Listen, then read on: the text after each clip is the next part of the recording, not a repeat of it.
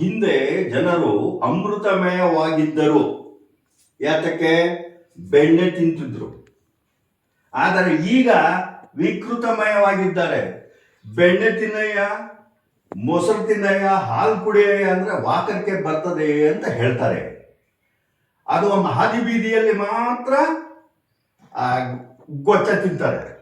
ಈ ರೀತಿ ಆದ್ರೆ ಜನ ಆರೋಗ್ಯ ಕಾಪಾಡ್ಕೋತಾರ?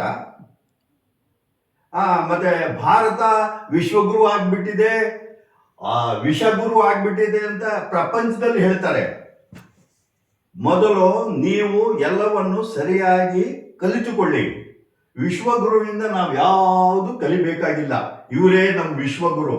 ಯಾವ ವಿಶ್ವಗುರ ನಮಗೆ ಹೇಳಬೇಕು? ದಯವಿಟ್ಟು ನಿಮ್ಮ ಆರೋಗ್ಯ ಭಾಗ್ಯಗಳನ್ನು ಕಾಪಾಡಿ.